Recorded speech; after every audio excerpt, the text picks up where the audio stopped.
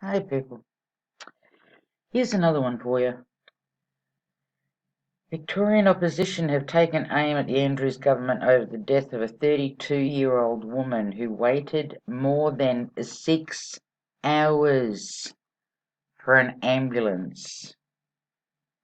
6 hours. I mean, my question here is, haven't the Victorians had enough with Andrews? I mean, when is it going to be enough with that twat? I mean, really?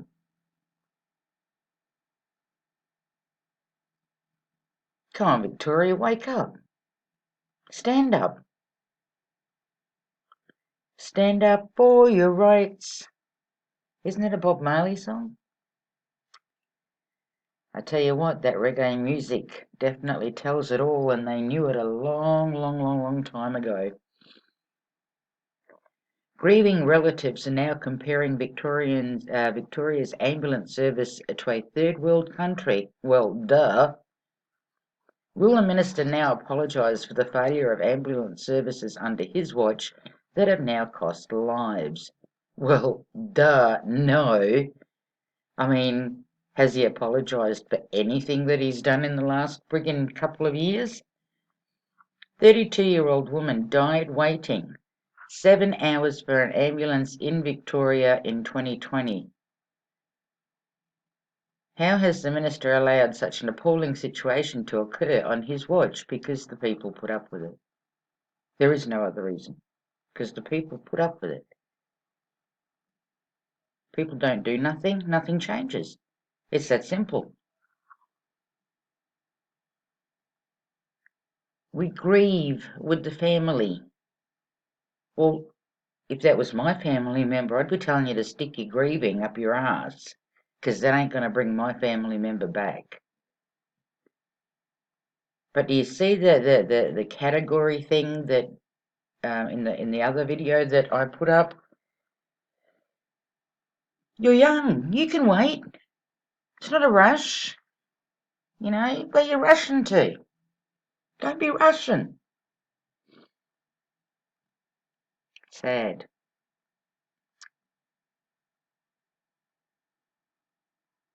Spurring comes as the state government braces for the release of new quarterly data showing ambulance response times have worsened to levels unseen since 2015. Since 2015. But hey, now look. Caused by poor post-lockdown health and rules preventing people from seeking a GP if they have the symptoms are causing emergency rooms to be clogged. Well, is that the people's fault? Yes, because the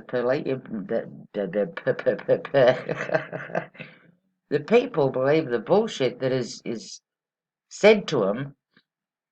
Everybody's in a state of fear, a state of panic, but there's no excuse.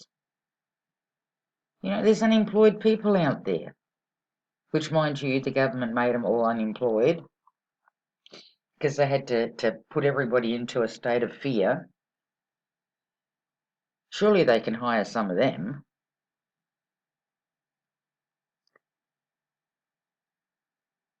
Just imagine, you call an ambulance thinking that you're going to get some kind of immediate attention, and 6 or 7 hours later, you're still not attended to.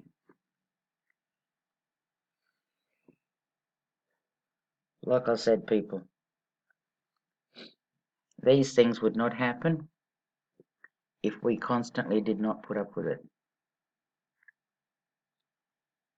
You can't sit back and do nothing and expect a change of any sort.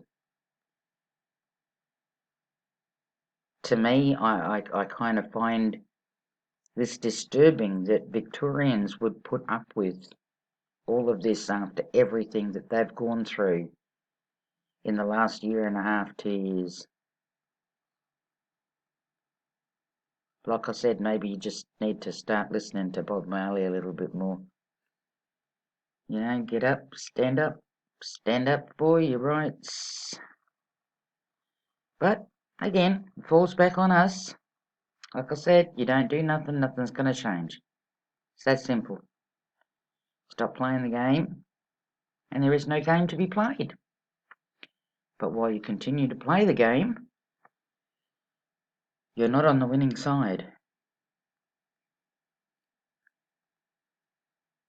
Can't believe that. Let's hear what they have to say.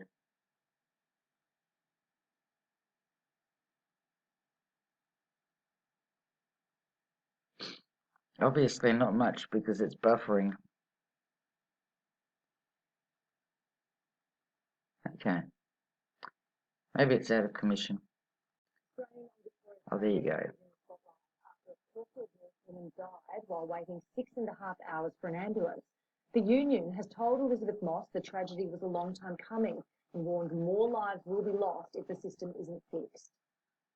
Stretcher after stretcher waiting to be admitted. This was last night at the Alfred, and the ambulance union says it's not getting any better. The health system is in crisis at the moment. This week, the delays had deadly consequences. Documents shown to The Age revealed a Caulfield North woman called 000 just before 8 p.m. on Wednesday, reporting numbness and feeling lightheaded.